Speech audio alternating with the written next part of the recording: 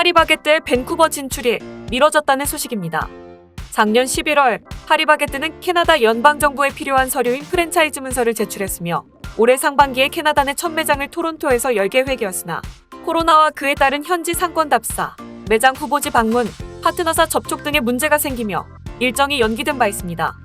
결과적으로 파리바게뜨는 첫 플래그십 스토어를 토론토에서 2022년 6월에 오픈할 예정이라고 합니다. 또한 2030년까지 토론토, 밴쿠버, 퀘벡, 몬트리올 등 4대 거점을 중심으로 가맹 사업을 전개해 캐나다 전역에 걸쳐서 100개가 넘는 지점을 열 계획에는 변동이 없다고 밝혔습니다. 파리바게뜨는 국내 SPC 그룹 계열 파리크라상에서 운영하는 제과점 프랜차이즈로 프리미엄 베이커라 카페 컨셉을 가지고 수제빵, 페이스트리, 케이크 및 샌드위치와 샐러드를 판매합니다.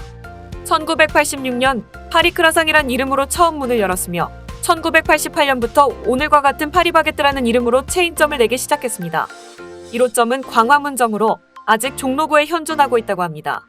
파리바게뜨는 현재 서울뿐만 아니라 파리 현재, 뉴욕, 샌프란시스코, 런던, 싱가포르, 베이징 등의 지점을 가지고 있으며 전 세계에서 무려 6,700여 개의 매장을 운영 중입니다. 지난 1년 반 동안 미국에서 매출이 지속적으로 올라가는 등 큰 성공을 거둔 후 캐나다로 진출해 북미 사업을 확대할 목표를 세운 것으로 보입니다.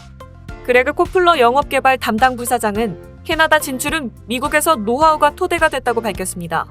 빠른 미래 밴쿠버에서도 파리바게뜨의 빵을 맛볼 수 있길 고대해봅니다. 다음 뉴스입니다. 트랜스링크는 스크랩IT와 협력하여 운전자가 오래된 화석 연료 자동차를 교환할 경우 컴패스 교통카드를 제공할 예정이라고 밝혔습니다. 그 대가로 고객은 802달러에 해당하는 8개월 성인 원존 또는 14개월 할인 카드를 선택할 수 있습니다. 25년 이상 스크랩IT 프로그램은 운전자가 전자차량 보조금, 자동차 공유 크레딧, 대중교통 이용권, 전자자전거 및 현금 리베이트를 위해 구형 화석연료 자동차와 트럭을 포기하도록 장려하는 친환경 교통 인센티브를 제공하고 있습니다. 케빈 퀸 트랜스링크 최고 경영자는 우리는 기후 비상사태에 직면해 있으며 탄소 배출량을 줄이기 위한 조치를 취해야 한다고 말했습니다. 이와 같은 파트너십은 사람들이 더 친환경적이고 환경 친화적인 선택을 하는 데 도움이 될 뿐 아니라 대중교통을 선택함으로써 교통 혼잡과 지역의 탄소 발자국을 줄이는 데 도움이 된다라고 발표했습니다. 트랜스링크는 사람, 조직 및 기업의 요구를 충족하고 메트로 밴쿠버의 생태적, 경제적, 사회적 웰빙을 촉진하는 것을 목표로 하는 지속가능한 교통 시스템의 개발에 전념하고 있다고 말합니다. 이번 인센티브 프로그램 역시 2050년까지 온실가스 배출량을 80% 줄이는 목표를 달성하는 데 도움이 될 것으로 예상됩니다. 이 프로그램은 또한 교통량이 코로나 바이러스 이전 수준으로 돌아가고 면허 등록률이 증가하는 것을 볼 때 자동차 의존도와 혼잡을 줄이는데 도움이 될 것으로 보입니다. 다이앤 로버츠, 스크랩IT의 최고 경영자는 BC주 주민들은 기후 비상사태에 대해 알고 있으며 변화를 만들기 위해 할 수 있는 일을 고려하고 있을 수 있다면서 우리 프로그램은 더 깨끗한 교통수단으로 전환하고 훨씬 더 저렴하게 전환할 수 있는 기회를 제공함으로써 환경과 자신의 수첩을 위한 윈윈 전략이다라고 소감을 밝혔습니다. 스크랩IT는 깨끗한 운송 이니셔티브에 중점을 둔 비영리 사회입니다. 폐차 프로그램은 주 전역에서 온실가스 배출을 줄이고 배기오염 물질을 줄이기 위해 고안되었습니다. 프로그램 및 자격에 대한 자세한 내용은 스크랩IT 웹사이트를 방문하시기 바랍니다. 다음 뉴스입니다. 코로나19 이후 기업 시스템을 계속 재편해 오던 가운데 사우스코스트 BC의 보이즈앤걸즈 클럽은 정부가 정한 법정 공휴일 근무 여부를 직원들 선택에 맡겨 탄력적으로 운영하는 공휴일 근무 탄력제를 실시하기로 결정했습니다. 이 단체는 약 120명의 정규직 직원이 5개 법정 공휴일을 자신의 신념, 문화 및 종교적 취향에 따라 근무일을 교체할 수 있도록 허용했습니다. 캐롤린 터겔 보이즈앤걸즈 클럽 대표이자 CEO는 사람마다 서로 다른 관심사와 서로 필요한 것이 다르다는 것을 수용하고 포용할 수 있는 조직이길 원한다. 이 공휴일들은 모두 과거 유럽 기독교에 강하게 뿌리를 둔 것들이기 때문에 이슬람 축제를 지키고 싶거나 추수감사절을 지키고 싶지 않은 직원들도 있을 것이라고 말했습니다. 이번 재편은 전통적인 법정 공휴일 이외의 공휴일을 기념하는 데 관심을 보였던 직원이 주도했습니다. 알라포노니 보이즈앤걸즈 클럽의 직원은 동료들의 반응은 압도적으로 긍정적이다. 각자 자신들에게 중요한 종교적, 문화적, 그리고 개인적으로 기념할 수 있는 공휴일을 기념할 수 있다는 것은 어떤 의미에서는 탈식민지화라고 말했습니다. 5개 법정 공휴일은 박싱데이, 추수감사절, 성금요일, 빅토리아데이, 그리고 캐나다데이입니다. 크리스마스를 포함한 7개의 다른 공휴일은 대체할 수 없습니다. 또한 진실과 화해를 위한 국경일인 9월 30일은 대체할 수 없습니다. 이날은 경청과 반성의 날이기 때문입니다. 다음 뉴스입니다. 캐나다 주택시장 전망 리포트에 따르면 토론토 주택가격은 최고치를 기록했으며 계속 오를 것이라고 밝혔습니다. 이어 연말까지 토론토 집값이 7% 정도 오를 것으로 예상했습니다. 많은 사람들이 집에서 일과 학업을 해야 했던 팬데믹 기간 동안 토론토의 단독 주택 가격은 올해 14.6%로 가장 큰 상승폭을 보였으며 타운홈은 10.6% 상승하여 그 뒤를 바짝 뒤쫓고 있고 콘도는 4.2% 상승했습니다.